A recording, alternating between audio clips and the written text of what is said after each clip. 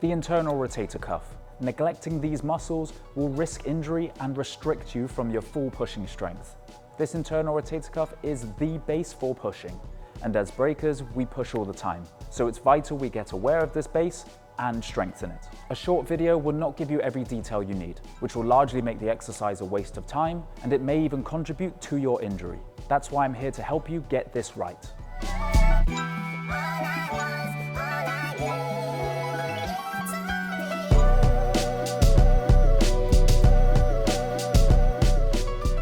Hey, I'm Coach Tom, and welcome to Breaking S&C.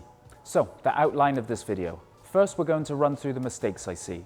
Then I'm going to show you how to do this exercise with my method, justify it, and then I'll show you the regressions and progressions to make this exercise right for you.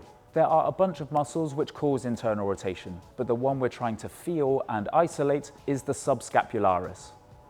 The basic movement is to get into a small squat and bring the resistance from out to in. But obviously it's more complicated than that. So let's go over the mistakes. Engaging other muscles around the shoulder. We should feel the exercise here, but many can feel the rotator cuff exercise in various spots in the shoulder. In the front, on the chest, on top.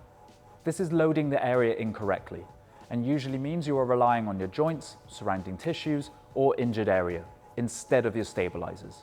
Your joints can take a bit of abuse, but relying on them long term will raise the risk of pain and injury. If we feel other muscles working other than the rotator cuff itself will turn off a little and not strengthen as well as it could, thus delaying your progress and wasting your energy. Engaging the neck. The neck can switch on in this exercise to make it easier and allow you to carry on the movement as you get tired.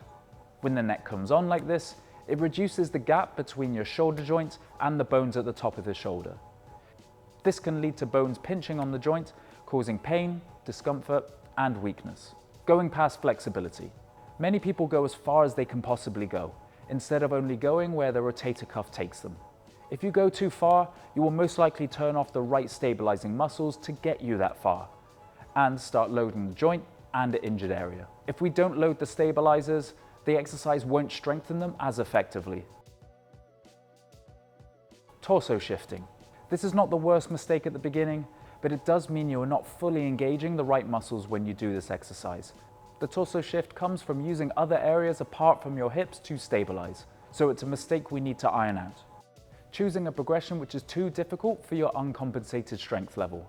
If you go past the strength level of your rotator cuff, they will not be able to turn on properly. You will have to compensate. So, how to fix these mistakes? To do this exercise correctly, we need to feel it here and only here. This is where the subscapularis muscle is. That is the main driver. The other muscles around the shoulder may work a bit, but we do not want to feel them working. Bracing pelvic floor will help stabilize your hips and shoulders properly and bring the tension to the right areas of the shoulder. If you feel it in the chest, shoulder, or anywhere else apart from here, then this is a sign your stabilizers are not really driving the movement, and so you're relying on your joint and wrong muscles to move. If you do feel anywhere but here, it's likely you are either not bracing pelvic floor hard enough, still driving from the bigger muscles and not the rotator cuff, you are out of position and past your true flexibility range and so cannot engage the right muscles, you have chosen a progression that's too difficult and so have to compensate, or you felt it at the beginning, but you are now getting tired. In fact, a very important point as you get tired. The brain's job is to keep you alive. It will find a way to move, because evolutionary-wise, if you couldn't move, you would die. So when you are feeling it in the shoulder and elsewhere, those muscles are doing the work that the internal rotator cuff should be doing. If you are bracing pelvic floor and you feel the exercise in the right area, then great. However, as you start to become tired, the tension will start to move away from the right areas to the wrong ones, and your technique as a whole will slip. The body will always try and find a way to move. So if you feel the tension moving into other muscles, you have two choices. Either one, brace pelvic floor harder to bring the tension back into the right muscles and grind 1 or 2 more reps out, or 2, rest, you are done. Neck. Pelvic floor will really help turn off the neck, but you can also shrug the shoulder down. These muscles that bring the shoulder down are the opposite muscles to the neck. And as one muscle contracts, its opposite must relax. So shrugging down will help turn off the neck. Concentrate on bringing the shoulder down into the same tension spot as the under the armpit area. In terms of going past flexibility, this is my good range. See, I can go further, but then I'm using other muscles to get me there. Pelvic floor will have to turn off to reach that compensated mobility. And once it's compensated, it's difficult to engage the right muscles. So only go as far as your internal rotator cuff will take you, wherever that may be. If the range is small, try making the exercise easier to see if you can go further. If it's still the same distance, then this is a sign you'll need to work on your flexibility. But a lack of flexibility is not directly a reason why you can't get out of pain. You just have to stay within your good engagement confines and become really aware of where your safe limits are. Principles are the same for coming out as well. If you go too far, everything will turn off, and then it will be difficult to re-engage again. Stay within where the rotator cuff will take you. Torso shifting.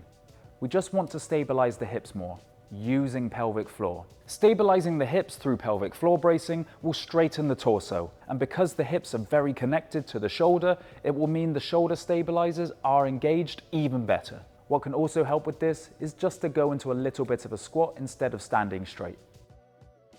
In terms of tempo, just keep the speed controlled.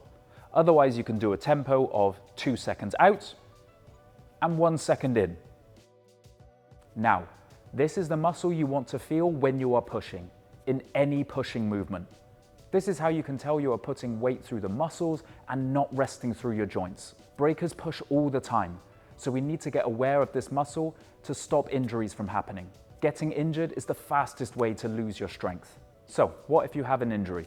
Luckily, this is often a single arm exercise, so you just have to work with what the injured side can handle, but it needs to be pain-free. The subscapularis is a very small muscle, so you'll really need to zone in and think of that under the armpit area doing all the work.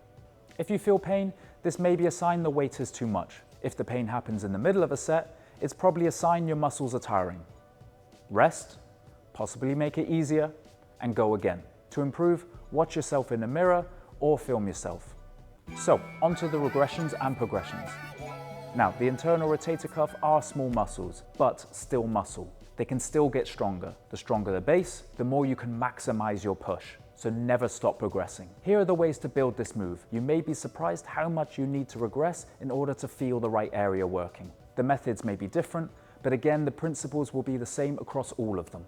If you are 48 to 72 hours after just getting injured and the shoulder is hard to move without pain, the first exercise should just be lying on the back, arm coming out straight, only going to as far as there's no pain. But aim to get onto the other exercise that follow as soon as possible. Best method is the pulley. This is very simple to track your progress. You can make it easier or harder by changing the weight. However, especially when you first become injured, you may need to regress the weight below the bottom weight. To do this, take your other hand, place it over your other arm, and just take a little bit of weight off in order to feel the exercise in the right area. You can also use this tactic if the weight is too much of a jump up to the next stage. Resistance bands. Very similar in stance to the pulley, so we're getting into a little bit of a squat. It's a lot simpler in terms of making it more difficult or easier, but less effective in terms of tracking your progress. Tie the resistance band to a pole, door handle, or anything sturdy, and apply the same movement, bringing the arm from out to in. To make this exercise harder, come further away from the anchor point. To make it easier, come closer to the anchor point. Start with a lightish band, as a heavy band will ramp up the difficulty way too quickly from 0 to 100. Move up the resistance bands if it's too easy. You can even double up if you need to. Dumbbells. Little bit tricky, but can be done. If you're injured, you'll be dealing with light weights. The initial stages could be 2 kg or less. Lie on your back and bring the dumbbell out only as far as the internal rotator cuff takes you. Regardless if this is on the back or using the pulley, the same area should be feeling it. Obviously, to make it harder, just increase the weight. No equipment. What you can do is a pec fly. We still want to feel it in the same area, here. But your arm will be out straight. To make it harder, try using a bottle of water or something else heavier. but this exercise will not be useful for long. If you are struggling to feel the right area working, something I often do is start with an isometric. Brace pelvic floor and see if you can feel the under the armpit area working. Once you find it, do not let the tension loose. Move back and forth only as much as you do not lose the tension. If you go one way and it feels like the tension will go, then move the other way. If you move that way and the tension starts going away, then move in the opposite direction again. Just move between these two boundaries, and over time, the range will increase. Whilst learning, muscle engagement is way more important than the exercise looking perfect. If you come to this video through a rehab or strength program video, follow the sets and reps I've outlined there. Otherwise, do a regression that allows you to hit 8 to 15 reps for 1 or 2 sets. Once you can hit 15, make it harder and go down to 8 reps. This is a prehab exercise, so stick these into your warm-up before breaking and working out. Anyways, that was the video. If you found this useful, please like, subscribe, and share with a friend. It really helps the channel grow and allows me to put out more videos on different injuries and how to strengthen in the best way. Also, please give your feedback in the comments below. Ask any questions. Let me know what wasn't clear for you, as I'm aware this is all new information, and it will help make my message even better. Otherwise, until next time, train hard and stay safe.